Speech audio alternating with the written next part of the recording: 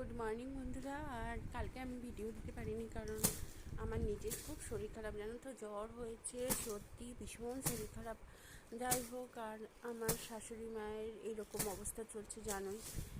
কালকে তো মানে খুব একবারে ঝিমিয়েছিল মা, তাও আমি একটু সময় গিয়ে ভিজিটিং আওয়ার্সে দেখে চলে এসেছিলাম।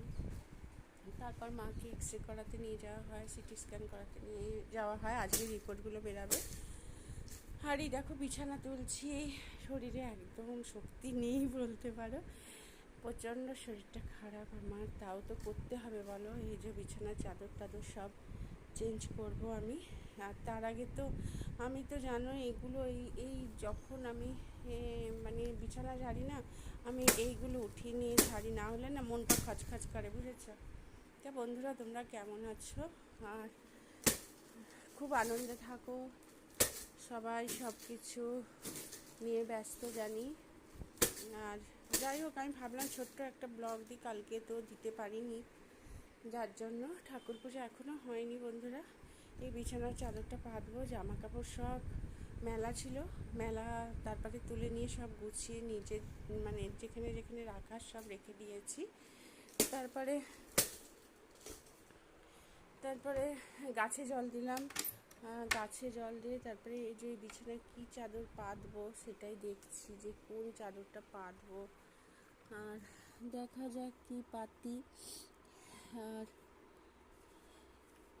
দেখতে দেখতে অনেকটা সময় চলে যাচ্ছে। এই হয়, কী পাতবো করে করে অনেকটা সময় চলে যায়।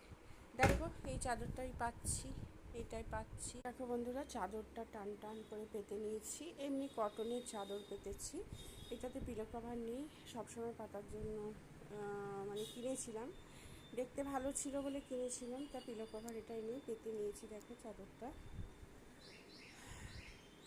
দেখো চাদরটা দেখতে খুব সুন্দর। তারপরে চলে এলাম রান্নাঘরে। দেখো এই যে বাচ্চাগুলোর ভাত বসিয়েছি, আমাদের ভাত বসিয়ে নিয়েছি, আর এই যে ডাল সিদ্ধ আছে, সাতলাবো। আর আজকে কুমড়ো ডাঁটা চচ্চড়ি করব, মাছ করব, আর একটা তো কিছু করতেই হবে, দেখা যাক কী করি। কুমড়ো ডাঁটা আলু দিয়ে পোস্ত করব, ডাল হয়েছে, আর মাছ করব। আর পায়রাগুলো চাল খেয়ে চলেই গেছে। দেখো আমি এগুলো সব গুছিয়ে নিয়েছি সুন্দর করে, দেখো সুন্দর করে সব গুছিয়ে নিয়েছি আমি।